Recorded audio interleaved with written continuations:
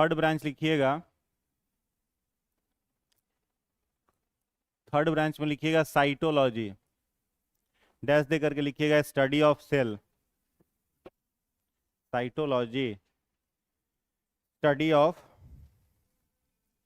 Of cell, कोशिका का अध्ययन, स्टडी ऑफ सेल, कोशिका का अध्ययन, कोशिका का अध्ययन। चौथा ब्रांच लिखिएगा हिस्टोलॉजी,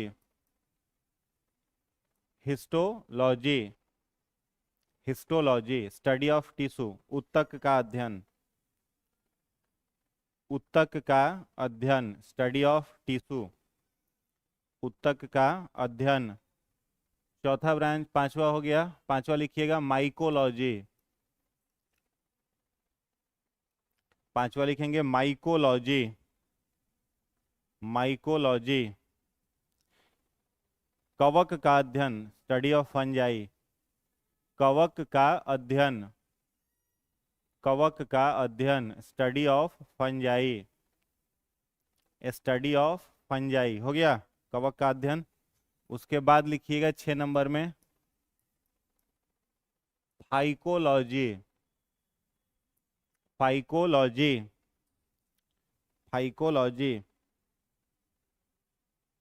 इसमें लिखिएगा शैवाल का अध्ययन, study of algae,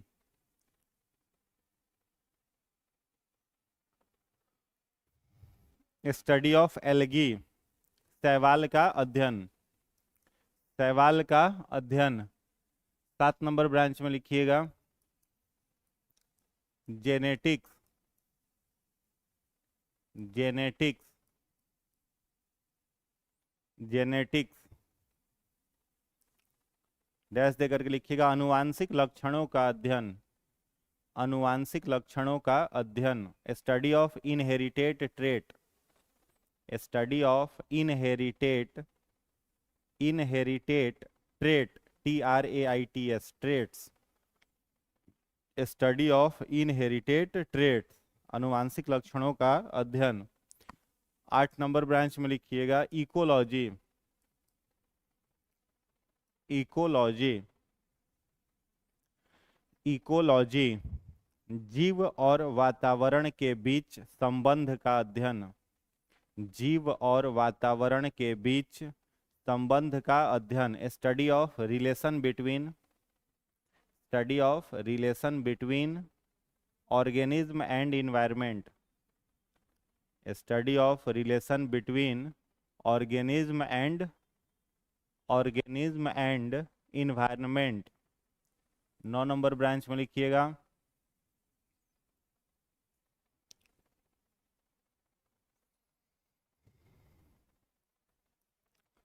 archaeology, archaeology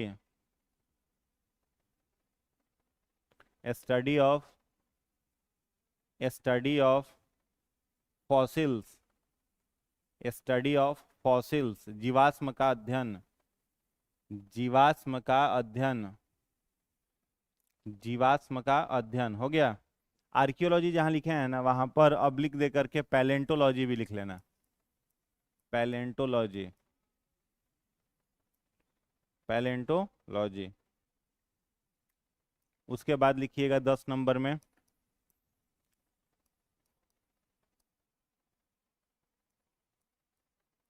ornithology,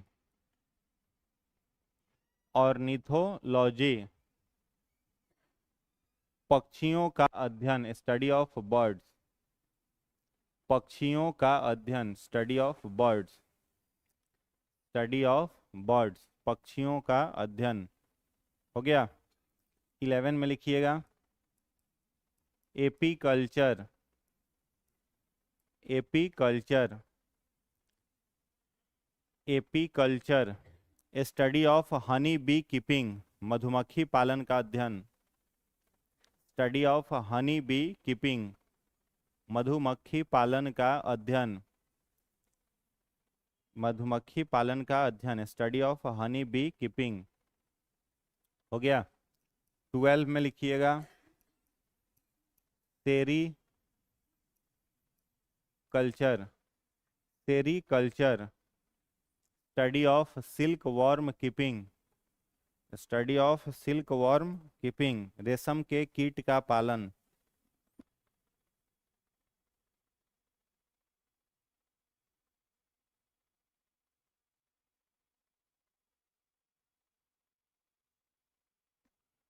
study of silkworm keeping, रेशम के कीट का पालन हो गया।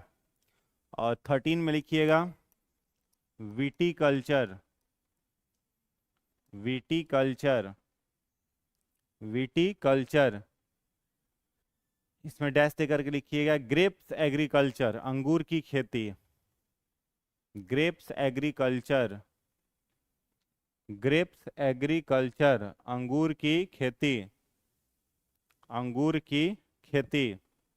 उसके बाद लिखना 14 में हॉर्टिकल्चर, हॉर्टिकल्चर, हॉर्टिकल्चर, इसमें लिखना गार्डनिंग, बागवानी, गार्डनिंग, बागवानी हो गया। 15 में लिखिएगा ओलेरी कल्चर, 15 में लिखना ओलेरी कल्चर, ओलेरी कल्चर, इसमें लिखिएगा सब्जियों की खेती, स्टडी ऑफ वेजिटेबल्स एग्रीकल्चर, सब्जियों की खेती का अध्ययन, study of vegetables, vegetables agriculture, सब्जियों की खेती का अध्ययन हो गया। और 16 में लिखिएगा ऑन्कोलॉजी, 16 में oncology, oncology, study of cancer, oncology, study of cancer, study of cancer हो गया। 17 में लिखिएगा PC culture, PC culture,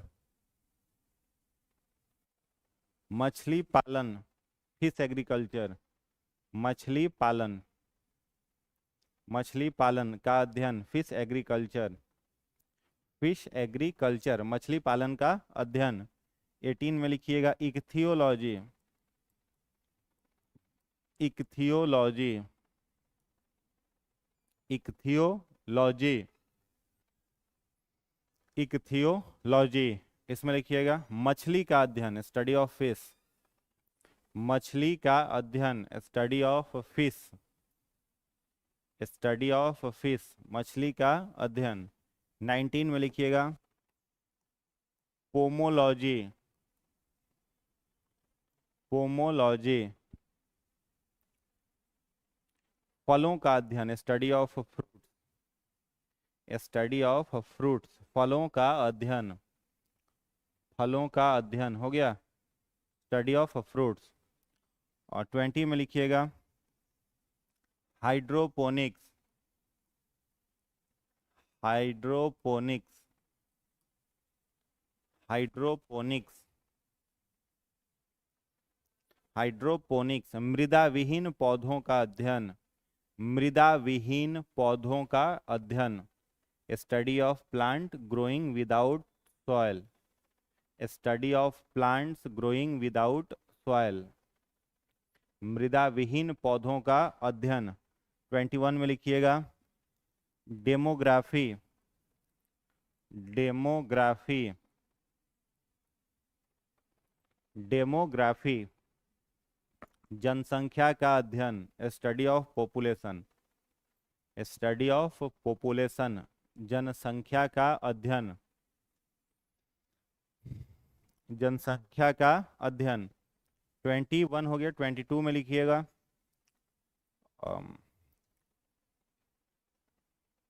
karyology, karyology,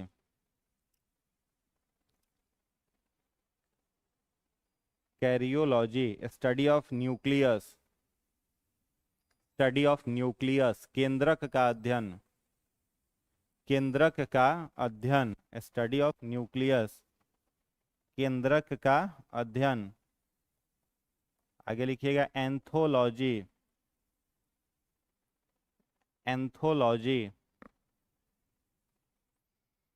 anthology फूलों का अध्ययन, स्टडी ऑफ फ्लावर, फूलों का अध्ययन, स्टडी ऑफ फ्लावर, फूलों का अध्ययन, फूलों का अध्ययन, स्टडी ऑफ फ्लावर। 24 में लिखिएगा फ्लोरिकल्चर, फ्लोरिकल्चर, फ्लोरिकल्चर, फ्लोरिकल्चर, इसमें लिखिएगा फूलों की खेती, फूलों की खेती, study of flower agriculture, study of flower agriculture, फूलों की खेती। 25 में लिखना oology, oology, oology, OOLOGY, OOLOGY, oology, study of egg, अंडों का अध्ययन, study of egg, study of egg, अंडों का अध्ययन। 26 में लिखिएगा ऑप्थेल्मोलॉजी, ऑप्थेल्मोलॉजी, ऑप्थेल्मोलॉजी, आंख का अध्ययन, स्टडी ऑफ आईज, आंख का अध्ययन, आंख का अध्ययन। 27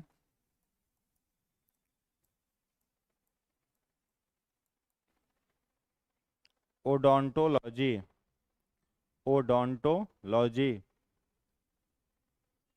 ओडोंटोलॉजी, दांत का अध्ययन, दांत का अध्ययन, स्टडी ऑफ टीथ, दांत का अध्ययन। 28 में लिखिएगा ऑस्टियोलॉजी, ऑस्टियोलॉजी, हड्डियों का अध्ययन, स्टडी ऑफ बोन, हड्डियों का अध्ययन, हड्डियों का अध्ययन, study of bone.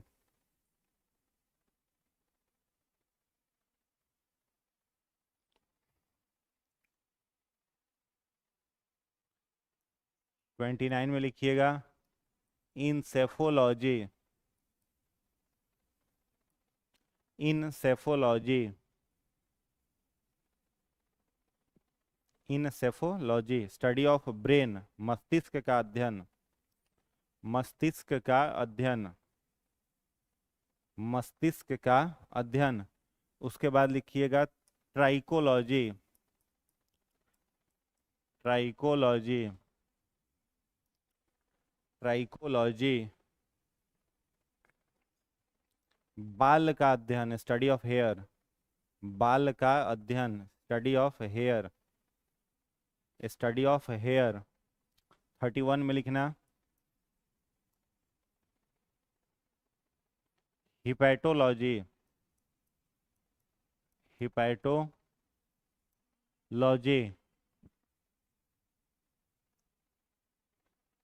Study of liver, study of liver, liver का अध्ययन, लीवर का अध्ययन, स्टडी ऑफ लीवर। 32 में हीमेटोलॉजी, हीमेटोलॉजी, रक्त का अध्ययन, study of blood, study of blood, रक्त का अध्ययन, रक्त का अध्ययन। 33 में लिखिएगा सेरोलॉजी, सेरोलॉजी, सेरोलॉजी, सीरम का अध्ययन, study of serum, serum, SERUM, study of serum, serum का अध्ययन, सीरम का अध्ययन। Dermatology, dermatology, study of skin, त्वचा का अध्ययन, स्टडी ऑफ स्किन, त्वचा का अध्ययन। 35 में लिखिएगा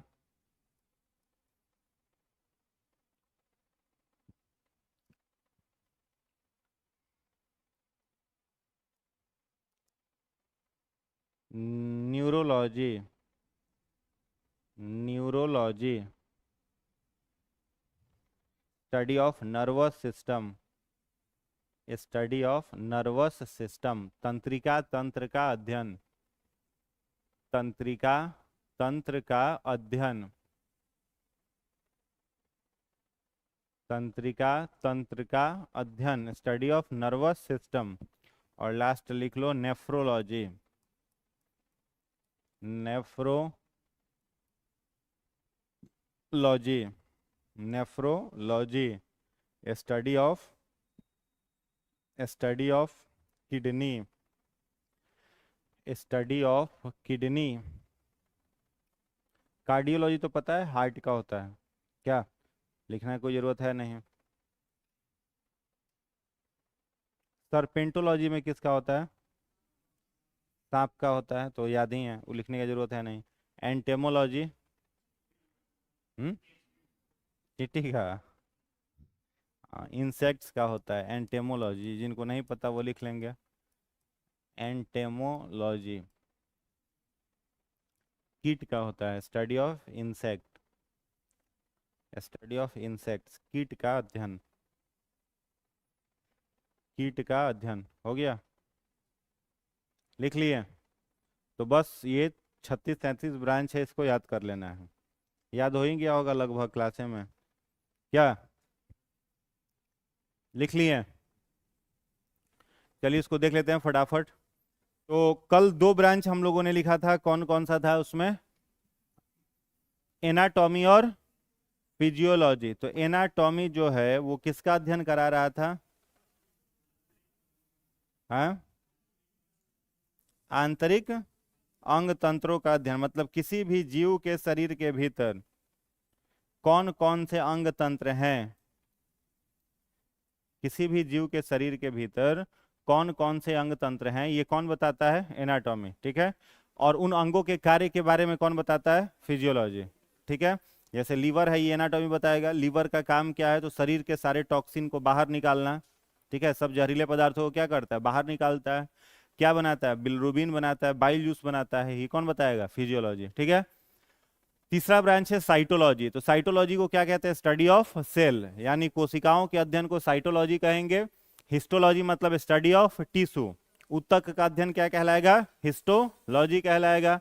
माइकोलॉजी में किसका स्टडी होगा? कवक का, कवक मतलब फंजाई। और फाइकोलॉजी में किसका होगा? शैवाल का। कवक और शैवाल में कोई अंतर है क्या? कवक और शैवाल में कोई अंतर है? क्या अंतर है बताइए? फोटोसिंथेसिस किस में होता है? शैवाल में कि शैवाल में होता है। और कवक में? कवक में नहीं होता। कवक ऑटोट्रॉप्स नहीं है, वो हेट्रोट्रॉप्स है। क्या यही है ना? शैवाल जो होता है और एल्गी के बीच में कौन सा रिलेशन है? म्यूचुअल रिलेशन, जिसको हम लोग कहते हैं, क्या कहते हैं? सिम्बायोटिक रिलेशन, सहजीविता कहते हैं ना। इससे क्वेश्चन आया हुआ है, बीपीएससी 67 में क्वेश्चन पूछा था। क्या पूछा था? कवक और शैवाल के बीच में कनेक्टिव लिंक कौन है, योजना कड़ी कौन है? Connective link between fungi and algae क्या होता है? लाइकेन।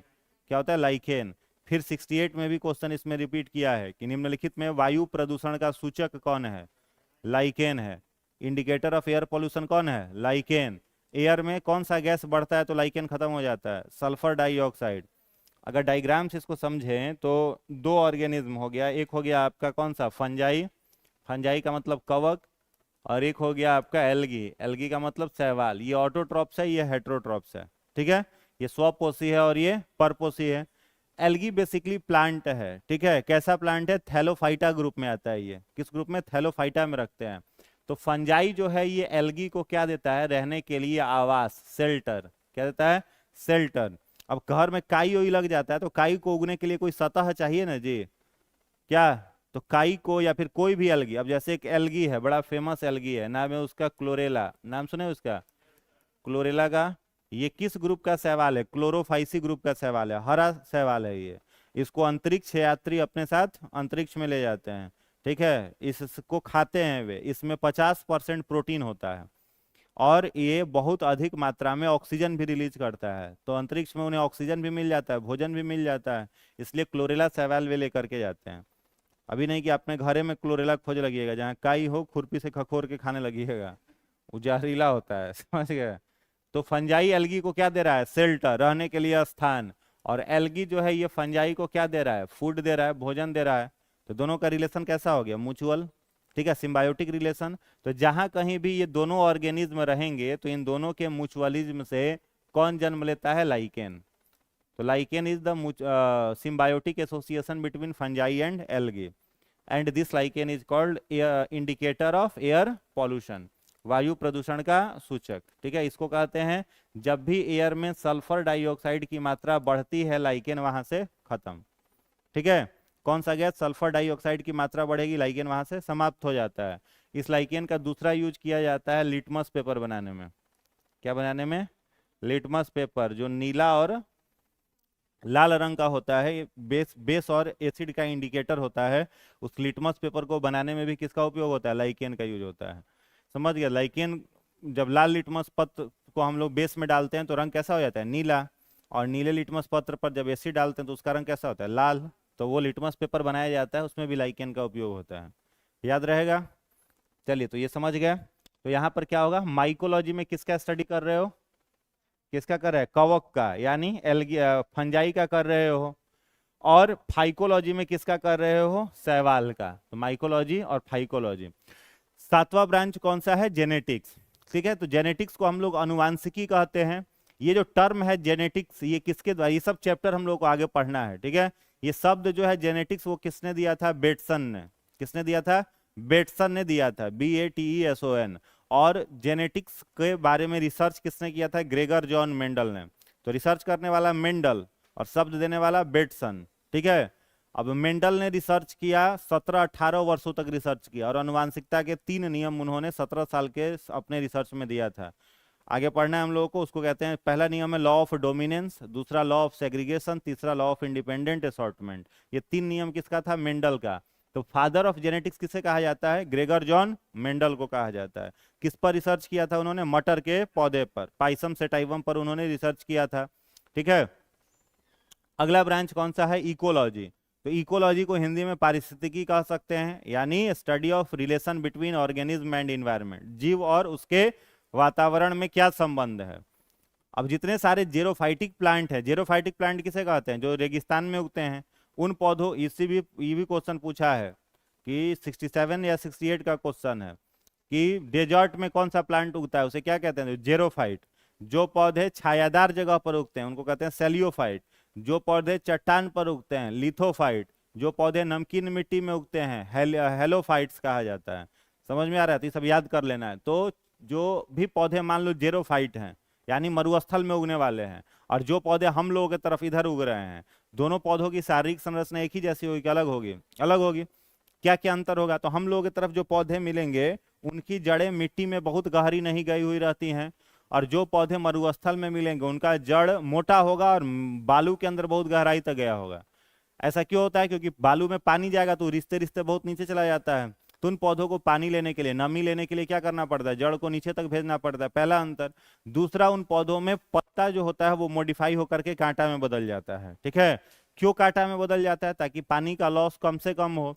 कांटा में बदलेगा तो उसका स्टोमाटा जो होता है, रंध्र जो होता है, वो धंस जाता है, और धंस जाने के बाद पानी का लॉस क्या होगा? कम होगा। तो एक तो रेगिस्तान में पानी कम है और ज्यादा ट्रांसपिरेशन होगा, पौधा सूख जाएगा, तो पत्ता बदल जाता है किसमें? कांटा में। तीसरा अंतर होता है उसके पूरे प्लांट बॉडी पर मोम का परत होता है, एक वैक्स का लेयर होता है, ताकि तना के माध्यम से भी पानी का लॉस नहीं हो सके। ठीक है, अब ऊंट जो है वो डेजर्ट में रहने के लिए अधिक अनुकूलित है अपने तरफ पाए जाने वाले जीवों की अपेक्षा। उसका पैर गद्देदार है।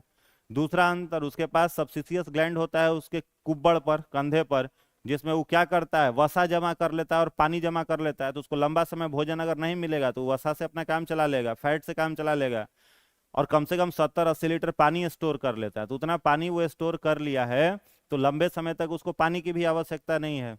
तो अनुकूलित तो अधिक है ना अपने तरफ के जंतुओं की अपेक्षा, ज्यादा वो अडॉप्ट करेगा वहां पे। जितने सारे, हाँ हाँ, पानी भी स्टोर करता है और वसा भी रहता है।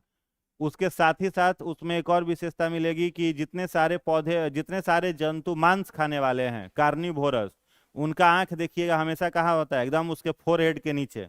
जैसे शेर में, चीता में देखोगे तो आंख एकदम फोरहेड के नीचे। और शाकाहारी जंतुओं को देखोगे तो आँख कहाँ रहता है, किनारे। हिरण का आँख किनारे है, बकरी का आँख किनारे है, जो भी शाकाहारी जंतु है उनका आँख कहाँ है, किनारे। क्यों ऐसा है? उसको शिकारी को आते देखना है तो उसका आँख किनारे दिया हुआ है, चारों तरफ देख लेगा। और शेर और को शिकार करने के लिए कंसंट्रेशन करके जरूरत है तो उसका आँख उसके आंखों के सामने दिया हुआ है, फोरहेड के नीचे दिया हुआ है। तो सारे जंतु जो हैं उनका हैबिटेट के अनुसार क्या होता है, एक एडॉप्टेशन के अनुसार उनका बॉडी डिजाइन होता है। जैसे पोलर बियर है जो कि ध्रुवों पर पाया जा रहा है, उसके शरीर पर अगर बड़े बड़े बाल ना हो तो सरवाइव करेगा, वहां मर जाएगा। तो उसको उस तरीके का बनाया गया है। तो हर एक ऑर्गेनिज्म का, फ्रेश वाटर में रहने वाली मछली है, पानी दो तरह का, एक एक्वेटिक रीजन जो है वो दो तरह का हो जाएगा, फ्रेश वाटर, एक मेरीन वाटर। क्या? तो फ्रेश वाटर जो मीठे पानी में रहने वाली मछली हो गई, उसको आप समुद्र के पानी में डालिए, जिंदा रहेगी वहां पे? नहीं रहेगी। तो जीव और उसके वातावरण में क्या रिलेशन है, इसके बारे में बताता है कौन सा ब्रांच? इकोलॉजी बताता है, पारिस्थितिकी बताता है। आगे है आर्कियोलॉजी या पैलियोबायोलॉजी या फिर कई जगह पैलेंटोलॉजी भी लिखा रहता है। ठीक है, सब एक ही नाम है। पुराने चीजों का अध्ययन जो होता है उसको कहा जाता है आर्कियोलॉजी। ऑर्निथोलॉजी, ऑर्निथोलॉजी में किसका अध्ययन करोगे? पक्षियों का अध्ययन करोगे, स्टडी ऑफ बर्ड्स। ठीक है। एपीकल्चर, तो एपीकल्चर में क्या होगा? मधुमक्खी पालन, हनी बी कीपिंग। उसके बाद है सेरीकल्चर, सेरीकल्चर में रेशम के कीट का पालन। रेशम के कीट का पालन कौन से पत्ता पर किया जाता है? तो शहतूत का पत्ता, उसको अंग्रेजी में कहते हैं मलबेरी लीफ। मलबेरी लीव्स यानी शहतूत के पत्तों पर पालन किया जाता है, किसका? रेशम के कीट का। ठीक है। उसके बाद है विटीकल्चर, मतलब अंगूर की खेती। हॉर्टिकल्चर मतलब बागवानी। देखो कंफ्यूजन इसमें कहां पर होता है? बिहार दरोगा, अभी वाला नहीं, इसके पिछले वाला पेपर यदि आप में से अगर कोई दिए हो तो क्वेश्चन पूछा था कि निम्नलिखित में से फूलों के अध्ययन को क्या कहते हैं? स्टडी ऑफ अ फ्लावर, अध्ययन को क्या कहते हैं? ऑप्शन में आपका एंथोलॉजी भी दिया हुआ था, ऑप्शन में फ्लोरिकल्चर भी दिया हुआ था। अधिकांश बच्चों ने आंसर क्या मारा? फ्लोरिकल्चर। सोचा फ्लोरी माने फूल, मार दिया टिक। तो फ्लोरिकल्चर क्या है? फूलों की खेती है। और अध्ययन पूछेगा तो आपको क्या खोजना है? लॉजी खोजना है। समझ में आ रहा है? तो फूलों के अध्ययन को क्या कहेंगे? एंथोलॉजी। और फूलों की खेती को क्या कहेंगे? फ्लोरिकल्चर। समझ में आया अंतर? इसलिए इस बात का स्पेशल ध्यान रखोगे कि क्वेश्चन में पूछ क्या रहा है।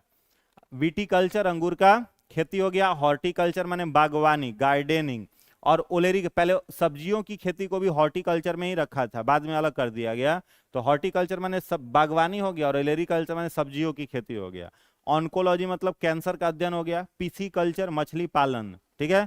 और इक्थियोलॉजी मछली का अध्ययन। ठीक है, दोनों में अंतर हो गया। पोमोलॉजी फलों का अध्ययन हो गया। हाइड्रोपोनिक्स यानी जलीय पौधों का अध्ययन, वैसे पौधे जो पानी में नहीं उगते हैं। ठीक है, पानी में उगते हैं, हो गया, लिख लिए। वैसे पौधे जो पानी में उगते हैं उनको क्या कहा जाता है? हाइड्रोपोनिक्स कहा जाता है, जलीय पौधे।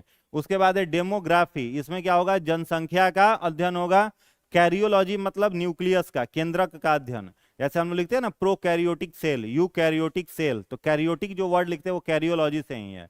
प्रोकैरियोटिक का मतलब जिस सेल में न्यूक्लियस नहीं होता, और यूकैरियोटिक का मतलब जिसमें न्यूक्लियस होता है, तो कैरियोलॉजी। एंथोलॉजी में फूलों का अध्ययन, फ्लोरिकल्चर फूलों की खेती। ठीक है। ऊलॉजी अंडों का अध्ययन, स्टडी ऑफ एग। ऑप्थेल्मोलॉजी आंख का अध्ययन। ओडोंटोलॉजी दांत का अध्ययन। ऑस्टियोलॉजी हड्डियों का अध्ययन। ऑस्टियोलॉजी देखना बीपीएससी 65 में आया हुआ है। ठीक है, बीपीएससी 65 में क्वेश्चन पूछा था कि हड्डियों के अध्ययन को क्या कहते हैं, तो ऑस्टियोलॉजी कहा जाता है, ऑस्टियोलॉजी कहा जाता है। उसके बाद है इंसेफोलॉजी मस्तिष्क का अध्ययन, ब्रेन का स्टडी कहलाता है इंसेफोलॉजी। ट्राइकोलॉजी में बाल का हो जाएगा, हिपैटोलॉजी में लीवर का, हिमेटोलॉजी में ब्लड का, रक्त का अध्ययन हो जाएगा। और सेरोलॉजी में सीरम का अध्ययन। सीरम का मतलब क्या हो सकता है? Blood plasma. तो हम लोग के ब्लड में जो प्लाज्मा होता है ना, उसका स्टडी क्या कहलाता है? सेरोलॉजी।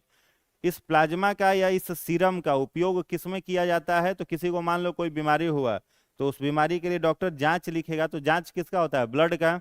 अब ब्लड निकालेगा और ब्लड निकाल करके एक टेस्ट ट्यूब में डाल देगा, और टेस्ट ट्यूब में डाल करके एक मशीन होता है, उसमें उस टेस्ट ट्यूब को रखेगा और मशीन को घुमाता है बहुत तेजी से, इलेक्ट्रिसिटी से चलता है वो मशीन, क्या होगा? घूमेगा। तो मान लो इस टेस्ट ट्यूब के अंदर में क्या रखा है? ब्लड है। इतना बड़ा एक टेस्ट ट्यूब है, इसमें पूरा भरा हुआ है, ब्लड भरा हुआ है। ठीक है, इसमें पूरा ये भरा हुआ है क्या, रक्त भरा हुआ है, ब्लड भरा हुआ है। अब इसको एक मशीन में डाल करके क्या करेगा, घुमा देगा और 5-10 मिनट तक घुमाते रहेगा। तो ब्लड क्या है, blood is a colloidal solution. Blood कैसा विलियन होता है, कोलोइडल विलियन होता है। कोलोइडल विलियन किसे कहते हैं बताओ, वैसा विलियन जिसे फिल्टर पेपर से नहीं छान सकते हो उसको क्या कहते हैं, कोलोइडल सॉल्यूशन। तो ब्लड कैसा सॉल्यूशन है, कोलोइडल। अब ब्लड को आप सॉल्यूशन कह रहे हो, तो सॉल्यूशन कोई भी बनेगा तो उसमें दो चीजें होंगी। क्या क्या होगा, एक तो सॉल्यूट होगा और क्या होगा, सॉल्वेंट होगा। तो सॉल्यूट और सॉल्वेंट होगा तब ना सॉल्यूशन बनेगा। तो ब्लड के अंदर सॉल्यूट के रूप में क्या रहता है, आरबीसी, और क्या होता है, डब्ल्यूबीसी, और क्या होता है, प्लेटलेट्स। तो ब्लड में हम लोगों का सॉल्यूट के रूप में ये तीन चीज है, आरबीसी, डब्ल्यूबीसी और प्लेटलेट्स। और ब्लड में सॉल्वेंट के रूप में क्या होता है, प्लाज्मा। क्या होता है, प्लाज्मा। प्लाज्मा रक्त का तरल भाग है, तभी ना ब्लड सॉल्यूशन बना। अब ब्लड को इस मशीन में डाल करके घुमाएगा, तो घुमाएगा जब, तो आरबीसी, डब्ल्यूबीसी, प्लेटलेट्स, ये तीनों का तीनों कहाँ चला जाएगा, ऊपर। और नीचे ये तीनों का तीनों कहाँ रह जाएगा, नीचे। और ऊपर में क्या आ जाएगा, प्लाज्मा। ये ऊपर वाला भाग जो है पानी का, वो आ जाएगा आपका पूरा का पूरा प्लाज्मा। अब इसी प्लाज्मा में से वो चेक करेगा कि कोई पैथोजेंस है कि नहीं। जो भी बीमारी, मान लो कि टाइफाइड है, तो टाइफाइड किससे होगा, साल्मोनेला टाइफी बैक्टीरिया से। तो वो साल्मोनेला टाइफी बैक्टीरिया कहाँ चला आएगा, इस प्लाज्मा के भीतर चला जाएगा। और फिर यहाँ से लेकर के चेक कर लेगा कि है कि नहीं है। तो इसके अध्ययन को क्या कहा जाता है, सेरोलॉजी। सीरम के अध्ययन को सेरोलॉजी कहा जाएगा, ठीक है।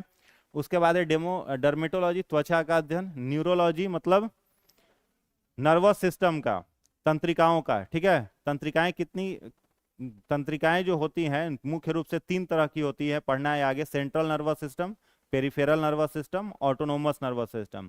सीएनएस, पीएनएस और एएनएस, नाम सुने हैं, सीएनएस, पीएनएस और एएनएस, ये तीन प्रकार का होता है, आगे पढ़ा जाएगा। तो न्यूरोलॉजी उसी को कहते हैं। नेफ्रोलॉजी में किसका अध्ययन हो जाएगा, किडनी का। किसका हो जाएगा, किडनी का हो जाएगा नेफ्रोलॉजी। और एंटेमोलॉजी में किसका हो जाएगा, कीट का हो जाएगा। इंसेक्ट्स का अध्ययन जो होगा वो एंटोमोलॉजी हो जाएगा। बात आई समझ में, क्लियर है। चलिए नेक्स्ट आगे बढ़ते हैं, अगला हेडिंग बनाइएगा, न्यूट्रिशन।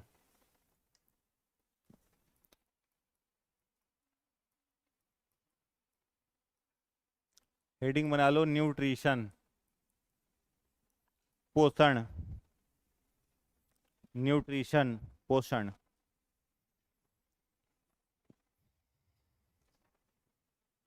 हो गया। देखो न्यूट्रिशन किसको कहा जाता है, तो न्यूट्रिशन का मतलब होता है बाहरी स्रोतों के माध्यम से अपने बॉडी में पोषक तत्वों को क्या करना, ग्रहण करने की प्रक्रिया। तो न्यूट्रिशन क्या है, प्रोसेस का नाम है जिससे हम लोग न्यूट्रिएंट्स को अपने शरीर में लेते हैं। समझ में आ रहा है, माने भोजन ग्रहण करने की विधि क्या कहलाती है, न्यूट्रिशन कहलाती है। अब सब जीवों में ये एक जैसा थोड़ी होता है, सब में क्या है, अलग अलग है। हम लोगों में कुछ और है, अमीबा में कुछ और है, पौधों में कुछ और है, बैक्टीरिया में कुछ और है। तो न्यूट्रिशन एक प्रक्रिया का नाम है जिसके माध्यम से कोई भी जीव पोषक तत्वों को खाता है, पोषक तत्वों को अपने शरीर में लेता है। और पोषक तत्वों को लेकर के उससे क्या प्राप्त करता है, ऊर्जा। क्या प्राप्त करता है, ऊर्जा, मतलब एटीपी प्राप्त करता है। तो nutrition is a process by which any organism intake their food and gets energy in the form of ATP, ठीक है। न्यूट्रिएंट्स को खा करके एटीपी के फॉर्म में ऊर्जा प्राप्त करना क्या कहलाएगा, न्यूट्रिशन, ठीक है। तो न्यूट्रिशन क्या हो जाएगा, प्रोसेस का नाम हो जाएगा। अगर इसके टाइप्स की बात करो तो न्यूट्रिशन का कितना टाइप्स हो जाएगा, दो टाइप्स हो जाएगा। एक होता है उसको कहते हैं autotrophic nutrition. Autotrophic nutrition, Hindi में इसको कहते हैं स्वपोषण, स्वपोषण। और दूसरा टाइप्स होता है इसका हेट्रोट्रॉफिक न्यूट्रिशन। हेट्रोट्रॉफिक न्यूट्रिशन, इसको कहते हैं परपोषण, परपोषण। ऑटोट्रॉफिक न्यूट्रिशन को अगर बांटें तो दो भागों में बांट सकते हैं। एक हो जाएगा photo autotrophic, photo autotrophic nutrition मतलब प्रकाश स्वपोषण। और दूसरा हो जाएगा कीमो ऑटोट्रॉफिक ट्रॉफिक न्यूट्रिशन यानी रसायन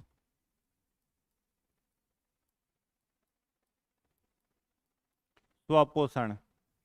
हेट्रोट्रॉफी को 3 भागों में बांट सकते हैं, पैरासाइटिक यानी परजीवी, इसको भी 2 भागों में बांट दो, इंडो पैरासाइट, एक्सो पैरासाइट। दूसरा है सेप्रोफाइटिक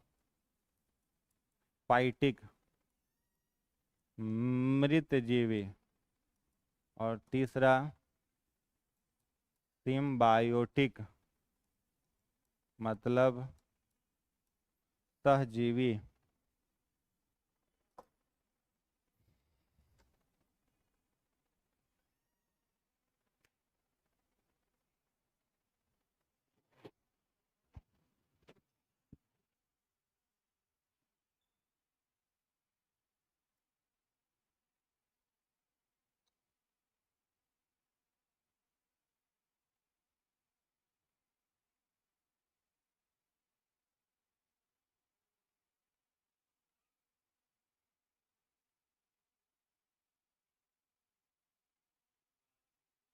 हाँ हाँ, इंडो पैरासाइट माने अंतः परजीवी और एक्सो पैरासाइट माने बाह्य परजीवी।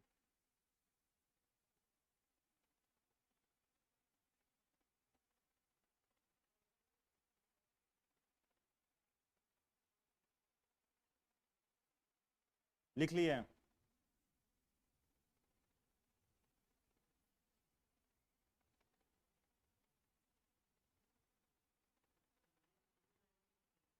सेप्रोफाइटिक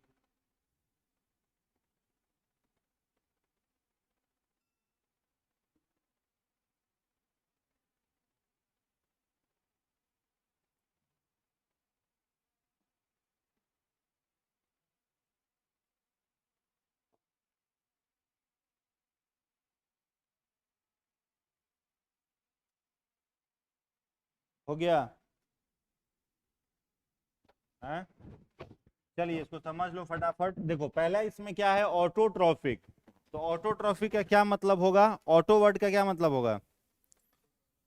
ठीक है, हाँ, ऑटोट्रॉफिक में ऑटो वर्ड का मतलब होता है सेल्फ। ऑटो मतलब सेल्फ, और ट्रॉफी का मतलब क्या होता है, नरिशमेंट यानी पोषण। वैसा जीव जो अपना नरिशमेंट खुद से कर ले उसे क्या कहेंगे, ऑटोट्रॉप्स कहेंगे। ठीक है, अपने भोजन के लिए किसी पर जो निर्भर नहीं रहता है,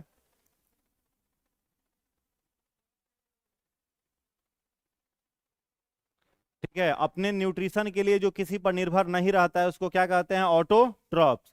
ऑटोट्रॉप्स कितने तरह के हो गए हैं, 2 तरह के। एक सूर्य के प्रकाश से जो अपना खाना बनाए उन्हें क्या कहेंगे, फोटो ऑटोट्रॉप। ठीक है, तो जो भी सूर्य के प्रकाश से अपना खाना बनाएगा, they must have chlorophyll within their cell. उसकी कोशिका में एकदम है जरूरी क्या रहना, क्लोरोफिल। और जिसमें क्लोरोफिल नहीं है वो सूर्य के प्रकाश का उपयोग नहीं कर सकता है। सूर्य का प्रकाश क्लोरोफिल ही एब्जॉर्ब करता है, क्योंकि क्लोरोफिल के अंदर कौन सा एलिमेंट पाया जाता है, मैग्नीशियम। क्लोरोफिल के अंदर कौन सा तत्व पाया जाता है, मैग्नीशियम। और इसी मैग्नीशियम के कारण ये सूर्य के प्रकाश को अवशोषित कर पाता है। आपके घर में मान लो सोलर पैनल लगवाना है, तो सोलर पैनल लगवाओगे तो पहले वो सोलर बोर्ड बैठाना पड़ेगा। वो सोलर बोर्ड क्या करेगा, सूर्य के प्रकाश को एब्जॉर्ब करेगा, और एब्जॉर्ब करके उसकी एनर्जी को कहां ट्रांसफर करेगा, बैटरी में। तो बैटरी क्या करेगा, चार्ज करेगा। वैसे ही सूर्य के प्रकाश को अगर पत्ते अवशोषित कर पाते हैं तो उसमें उनकी सहायता कौन करता है, क्लोरोफिल। और क्लोरोफिल की मदद कौन करेगा, मैग्नीशियम करेगा। ठीक है, तो जिन जीवों में भी क्लोरोफिल होगा उसमें न्यूट्रिशन किस विधि से होगा, फोटो ऑटोट्रॉप्स विधि से होगा। समझ गए? इसके एग्जाम्पल में केवल 2 जीव आते हैं, लिख लेना। एक होगा क्या, प्लांट, और दूसरा क्या हो जाएगा, साइनोबैक्टीरिया। प्लांट और साइनोबैक्टीरिया, ये दोनों के दोनों फोटो ऑटोट्रॉफिक न्यूट्रिशन वाले हैं। साइनोबैक्टीरिया को ब्लू ग्रीन एल्गी भी कहते हैं। क्या कहते हैं, ब्लू ग्रीन एल्गी, यानी नील हरित शैवाल भी कहा जाता है। किसे, साइनोबैक्टीरिया को। उसमें न्यूट्रिशन कौन सा होगा, फोटो ऑटोट्रॉफिक। ठीक है, दूसरा क्या है, कीमो ऑटोट्रॉफिक। तो कीमो ऑटोट्रॉफिक जो जीव होंगे उनमें न्यूट्रिशन किनके माध्यम से होगा, केमिकल्स के माध्यम से होगा, यानी उनके आसपास में उपलब्ध जो भी रसायन है, जो भी केमिकल्स हैं, उनके माध्यम से ये अपना नरिशमेंट करेगा। ठीक है, अपना नरिशमेंट खुद ही करेगा, लेकिन सनलाइट एब्जॉर्ब करने के लिए उसके पास क्लोरोफिल बस नहीं है। Chemo autotrophic bacteria can be survive in any extreme habitat, ये किसी भी विषम परिस्थिति में रह सकता है। अब सोचो, ज्वालामुखी के अंदर बैक्टीरिया रहता है, अब ज्वालामुखी का तापमान, उससे ज्यादा एक्सट्रीम हैबिटेट कुछ हो सकता है? ज्वालामुखी का तापमान 2500-3000 डिग्री सेल्सियस है, उसके अंदर बैक्टीरिया सर्वाइव कर रहा है, तो उसको वहां पर कुछ भोजन मिल रहा है तब तो जिंदा है। तो ज्वालामुखी के अंदर क्या है? मैग्मा। मैग्मा में क्या पाया जाता है? फॉस्फोरस। तो जो बैक्टीरिया ज्वालामुखी में है वो क्या खाएगा? फॉस्फोरस खाएगा। तो उस बैक्टीरिया को हम लोग क्या कहते हैं? फॉस्फोरस बैक्टीरिया कहते हैं। ये ज्वालामुखी में रहता है, क्या खाता है? फॉस्फोरस। गर्म पानी के झरनों में एक बैक्टीरिया रहता है, तो गर्म पानी के झरने में किसकी मात्रा होती है? सल्फर की। ठीक है, तो वो क्या खाता है? सल्फर खाता है, सल्फर बैक्टीरिया हो गया। जंग लगे हुए लोहे में एक बैक्टीरिया रहता है, कौन सा? फेरस बैक्टीरिया, उसको कहते हैं आयरन बैक्टीरिया, तो ये आयरन बैक्टीरिया हो गया।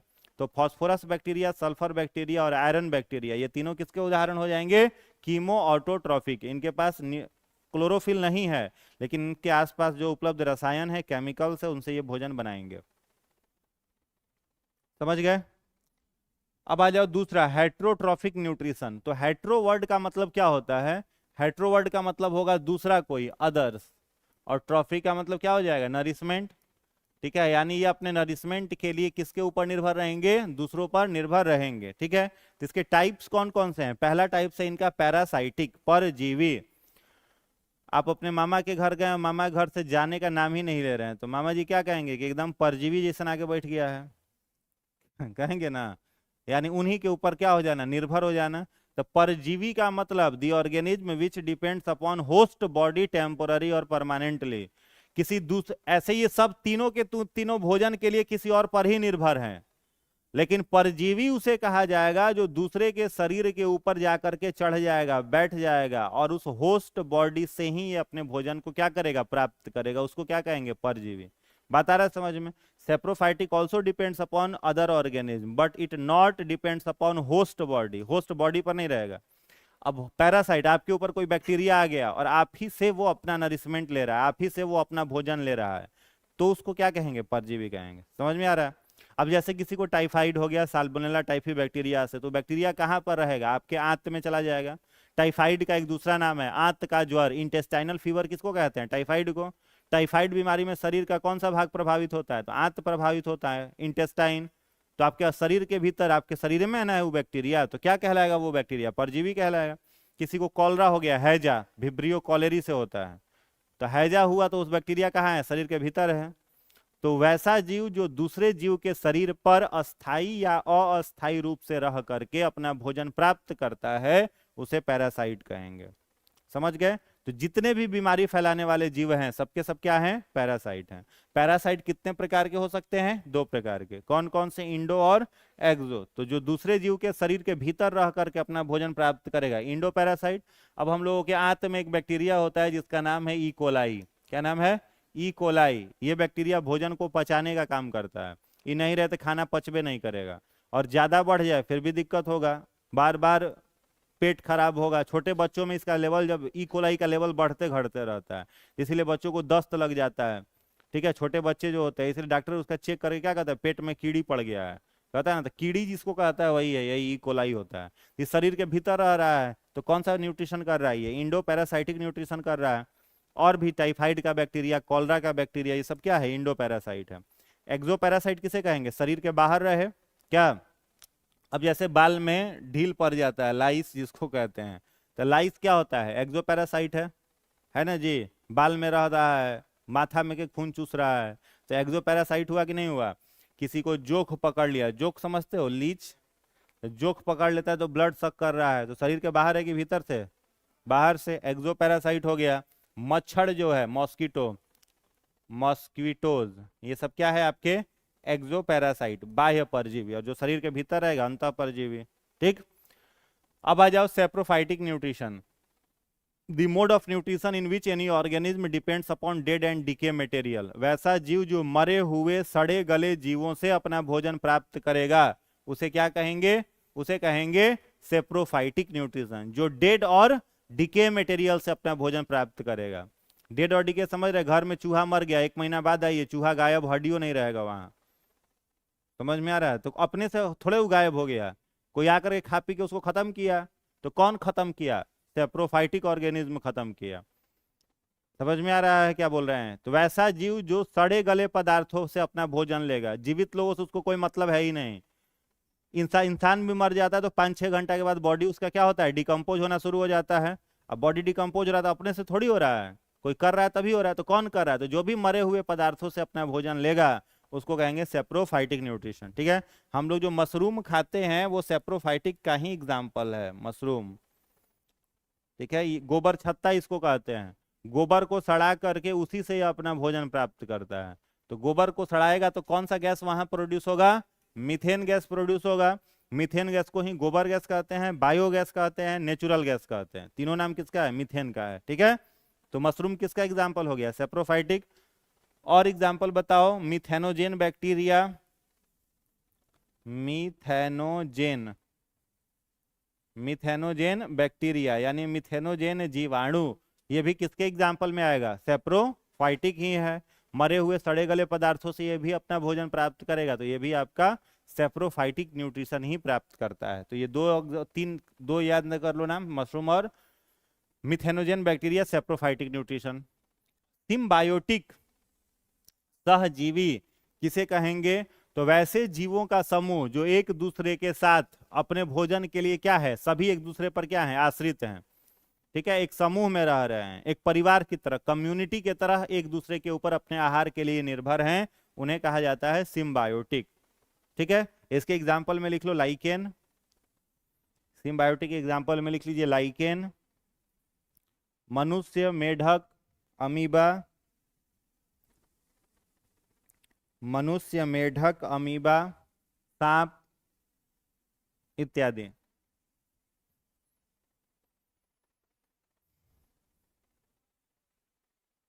सांप, मनुष्य, मेढक, अमीबा इत्यादि।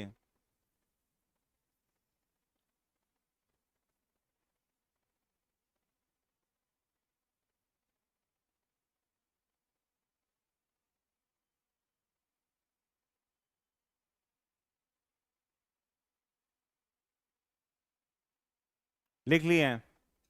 कोई दिक्कत?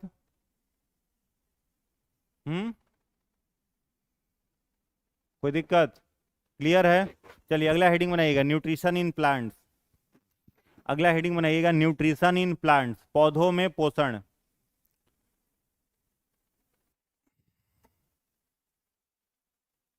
पौधों में पोषण, nutrition in plants, nutrition in plants, पौधों में पोषण। हो गया? लिख लिए? अब चलो इसके फैक्ट्स को पहले लिख लेते हैं। पौधों में पोषण, न्यूट्रिशन इन प्लांट्स।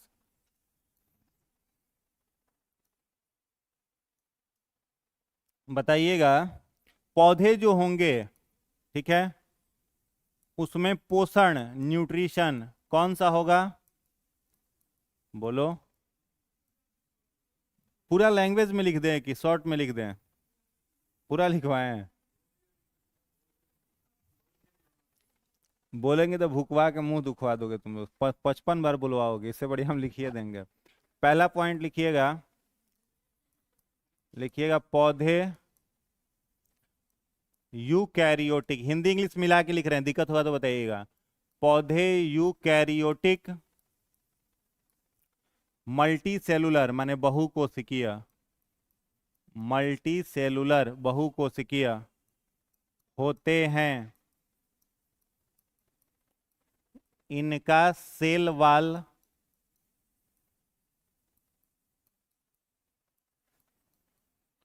सेलुलोज,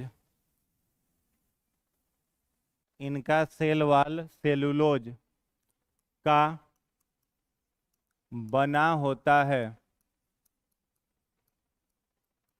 दूसरा पॉइंट लिखिएगा, ये स्वपोषी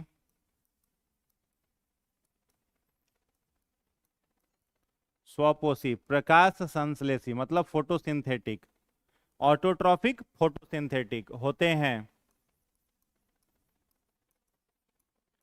जबकि कुछ पौधे इंसेक्टिवोरस यानी कीटभक्षी, इंसेक्टिवोरस कीटभक्षी होते हैं। एग्जाम्पल में लिखिएगा, pitcher plant, Venus fly trap, utricularia,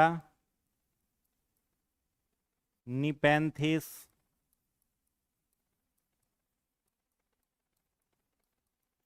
etcetera. अगला पॉइंट लिखना, प्रकाश संश्लेषण यानी फोटोसिंथेसिस वह प्रक्रिया है जिसमें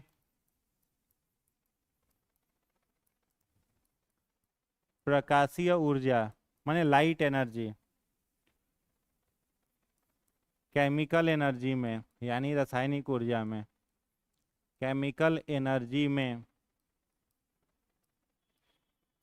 बदल जाती है। इसका इक्वेशन लिखिएगा, इक्वेशन समीकरण 6CO2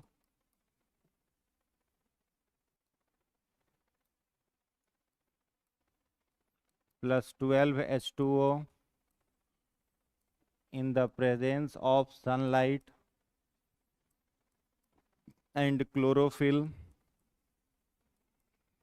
C6H12O6 plus 6H2O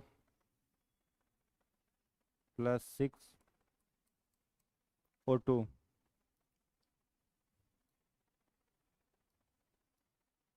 अगला पॉइंट लिखिएगा,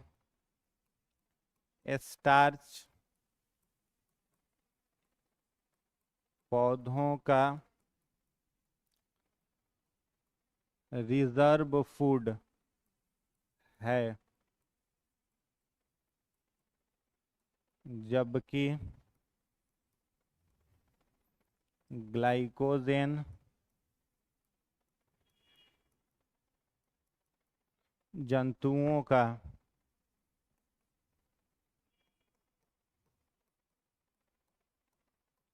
फोटोसिंथेसिस के बाद बचे हुए जल का निष्कासन स्टोमाटा द्वारा होता है। यह प्रक्रिया ट्रांसपीरेशन कहलाती है। ट्रांसपीरेशन वाष्पोत्सर्जन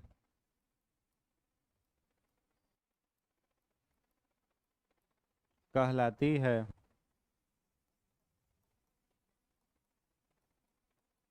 अगला पॉइंट, प्रकाश संश्लेषण में ऑक्सीजन का निर्माण जल के टूटने से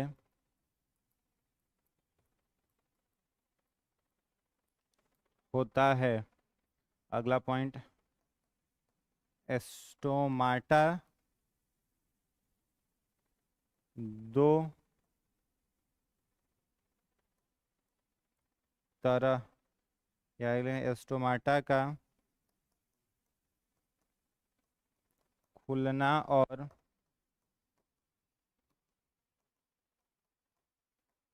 बंद होना द्वार कोशिका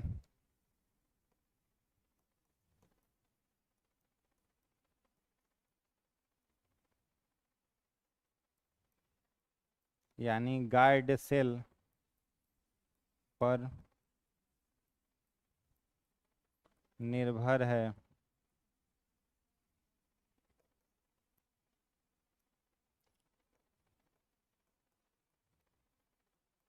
पौधों में संवहनी ऊतक यानी वैस्कुलर टिश्यू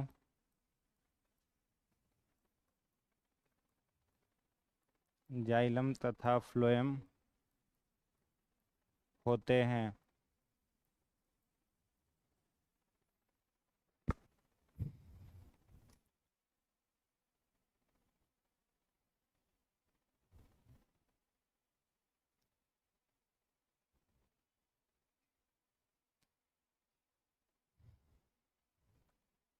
लिख लिए।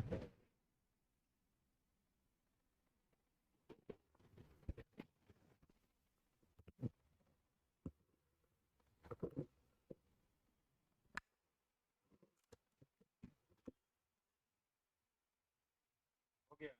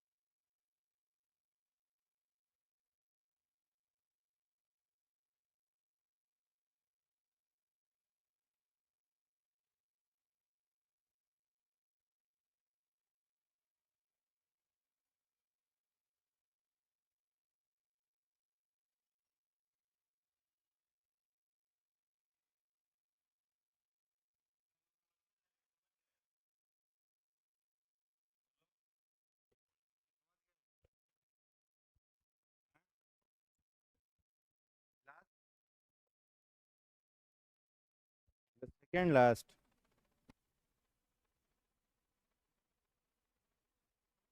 पौधे कैसे होते हैं? यूकैरियोटिक। यूकैरियोटिक का क्या मतलब है? बोलो।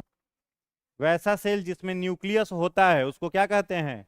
यूकैरियोटिक। चलो एक एक लाइन को समझ लो। यूकैरियोटिक का मतलब वैसा सेल जिसमें न्यूक्लियस जो है वो प्रेजेंट है, उसको यूकैरियोटिक कहते हैं। ठीक है। धरती पर प्रोकैरियोटिक सेल केवल बैक्टीरिया का होता है। प्रोकैरियोटिक केवल कौन है? बैक्टीरिया। बैक्टीरिया को छोड़ के बाकी सब का सब क्या है? यूकैरियोटिक। याद रहेगा, बैक्टीरिया को छोड़ के सब यूकैरियोटिक। Bacteria prokaryotic. तो प्लांट यूकैरियोटिक है। मल्टी सेलुलर मतलब बहुकोशिकीय होता है। प्लांट में सेल वॉल पाया जाता है। किस चीज का सेल वॉल बना है? सेलुलोज का इसका सेल वॉल बना। तीन ही जीव में सेल वॉल होता है, प्लांट में, बैक्टीरिया में और फंजाई में। तो प्लांट का सेल वॉल सेलुलोज का हो गया, बैक्टीरिया का सेल वॉल आगे पढ़ाएंगे पेप्टिडोग्लाइकेन का होता है, और फंजाई का काइटिन का होता है। ठीक है। आगे लिखा हुआ है प्लांट जो होते हैं वे कैसे होते हैं? स्वपोषी यानी ऑटोट्रॉफ्स होते हैं। ठीक है। अपना भोजन कौन सी प्रक्रिया द्वारा बनाएंगे? प्रकाश संश्लेषण यानी फोटोसिंथेसिस द्वारा बनाएंगे। कुछ पौधे ऐसे होते हैं जो प्रकाश संश्लेषण तो करते ही हैं, उनके साथ कीड़े मकोड़ों को खाते हैं। उन पौधों को क्या कहा जाता है? Insectivorous plant. तो क्वेश्चन पूछेगा कि वो अपने पोषण के लिए कीट को खाते हैं क्या? तो नहीं। क्यों खाते हैं कीट को? ताकि उनके सेल में नाइट्रोजन की मात्रा स्थिर रह सके। ठीक है। अपने सेल में नाइट्रोजन की मात्रा को बैलेंस करने के लिए वे क्या खाते हैं? कीटों को खाते हैं। इसलिए इनको क्या कहा जाता है? Insectivorous plant. तो इंसेक्टिवोरस प्लांट एक और क्वेश्चन पूछेगा, सबसे ज्यादा कहां पाए जाते हैं? मेघालय में। कहां पाए जाते हैं? मेघालय में सबसे अधिक इंसेक्टिवोरस प्लांट पाए जाते हैं। दो चार को नाम याद कर लेना है। Pitcher plant, Venus flytrap, utricularia, nepenthes. ठीक है। ये सब कीटभक्षी पौधे होते हैं। आगे लिखा हुआ है प्रकाश संश्लेषण वह प्रक्रिया है जिसमें लाइट एनर्जी यानी प्रकाशीय ऊर्जा किसमें बदल जाती है? केमिकल एनर्जी में बदल जाती है। Transformation of light energy into chemical energy is called photosynthesis. Clear है? फोटोसिंथेसिस का इक्वेशन क्या है? तो फोटोसिंथेसिस के लिए चार चीजों की आवश्यकता है। कौन कौन से चार चीज चाहिए प्रकाश संश्लेषण के लिए? कार्बन डाइऑक्साइड चाहिए, वाटर चाहिए, सनलाइट चाहिए और क्लोरोफिल चाहिए। क्या क्या चाहिए? सनलाइट, क्लोरोफिल, वाटर और कार्बन डाइऑक्साइड। ये चारों चीजें रहेंगी तभी होगा प्रकाश संश्लेषण, अदरवाइज नहीं होगा। बात समझ गए? जब प्रकाश संश्लेषण होगा, ये चारों चीजें मिल जाएंगी, तो पौधा भोजन के रूप में क्या बनाएगा? ग्लूकोज। क्या बनाएगा? ग्लूकोज। ग्लूकोज के साथ क्या बनाएगा? पानी। और पानी के साथ कौन सा गैस मुक्त होगा? इससे बीपीएससी 69वीं में क्वेश्चन पूछा था कि रात में, 69वीं नहीं 68वीं में, कि रात में पेड़ों के नीचे नहीं जाना, रात में पेड़ों के नीचे सोने पर तकलीफ होती है, क्यों? क्योंकि रात में पेड़ों के नीचे भूत होता है। कौन होता है?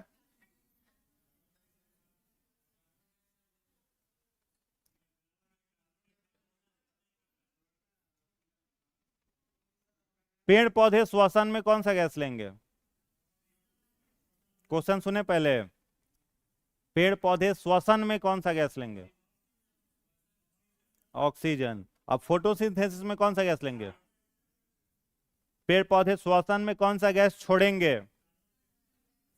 और कौन सा गैस प्रकाश संश्लेषण में छोड़ेंगे? प्रकाश संश्लेषण कृत्रिम प्रकाश में भी होता है, जरूरी नहीं कि सूर्य के प्रकाश में भी। याद रखना है कृत्रिम प्रकाश में भी होगा, लेकिन दर उसका क्या हो जाता है? कम हो जाता है। तो रात में मोटा मोटी हम लोग मान के चलेंगे कि प्रकाश संश्लेषण नहीं हो रहा है। रात में केवल क्या हो रहा है? श्वसन। रात में प्रकाश संश्लेषण नहीं हो रहा है, क्या हो रहा है? श्वसन। तो रात में पेड़ के नीचे केवल क्या मिलेगा? Carbon dioxide. तो सांस लेने में पेड़ के नीचे रात में दिक्कत होगी। समझ गए? आगे लिखा हुआ है कि प्रकाश संश्लेषण का ये इक्वेशन हो गया। अब पौधे जो होते हैं प्रकाश संश्लेषण में भोजन के रूप में क्या बना रहा है? ग्लूकोज। इस ग्लूकोज को वो कई बार स्टार्च के रूप में अपने सेल में जमा कर लेता है। ठीक है। जैसे आपने नाम सुना है साइकस के पौधे का। साइकस के पौधा, साइकस किस ग्रुप का पौधा है? जिम्नोस्पर्म। ये भी 67वीं बीपीएससी में पूछा था। जो साइकस पौधा होता है ना, उसके तना में इतना अधिक स्टार्च जमा हो जाता है। जो साबूदाना हम लोग खाते हैं फास्टिंग में, साबूदाना, तो साबूदाना किससे तैयार किया जाता है? साइकस के तना में जो स्टार्च होता है उसी स्टार्च से बनता है क्या? साबूदाना। तो स्टार्च क्या है? पौधों का रिजर्व ग्लूकोज है। और हम लोगों के सेल में जो हम लोगों का रिजर्व ग्लूकोज होता है वह किस रूप में होता है? ग्लाइकोजन। ठीक है। जंतुओं का, कवक का रिजर्व फूड मटेरियल, संचित भोज्य पदार्थ ग्लाइकोजन, और पौधों का स्टार्च, याद रहेगा। आगे लिखा हुआ है फोटोसिंथेसिस के बाद, ये फोटोसिंथेसिस हो गया, तो यहां पर देख रहे हो पानी बच रहा है कि नहीं बच रहा है, तो फोटोसिंथेसिस के बाद जो पानी बच गया, वो पानी तो पौधे को रखना नहीं, तो उसका क्या करेगा, निष्कासन किसके द्वारा करेगा, स्टोमाटा कहाँ है, पत्ते में, पत्ता में छोटा छोटा छिद्र होता है, उसको स्टोमाटा कहते हैं, तो स्टोमाटा द्वारा करेगा। ये प्रक्रिया क्या कहलाती है, ट्रांसपिरेशन। ट्रांसपिरेशन क्यों जरूरी है, तो पौधे के तापमान को नियंत्रित करने के लिए।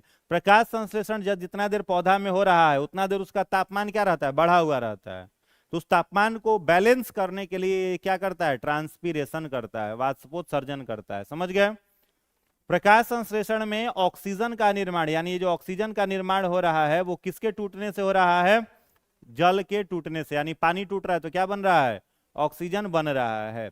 आगे लिखा हुआ है स्टोमाटा का खुलना और बंद होना, यानी स्टोमाटा ओपन और क्लोज होगा तो किसकी सहायता से होता है, द्वार कोशिका, गार्ड सेल की सहायता से होता है, उस पर निर्भर करता है। यानी स्टोमाटा जो है, इसका बाहर का जो आवरण होता है वो किसका बना रहता है, गार्ड सेल का। पौधों में वैस्कुलर बंडल क्या होता है, जाइलम होता है और फ्लोएम होता है। अब जाइलम और फ्लोएम वैस्कुलर बंडल है, इसका क्या मतलब है, इसके द्वारा, जाइलम के द्वारा पानी पौधों के पत्तों में पहुंचता है, और फ्लोएम के द्वारा जो ग्लूकोज बना, जो भोजन बना, वो पौधे के शरीर में स्थानांतरित होता है। ठीक है, इसके बारे में डिटेल से बाय फिगर हम लोग नेक्स्ट क्लास में देख लेंगे। ठीक है, आज इतना, अगले क्लास में इसको फिगर से समझ लेंगे।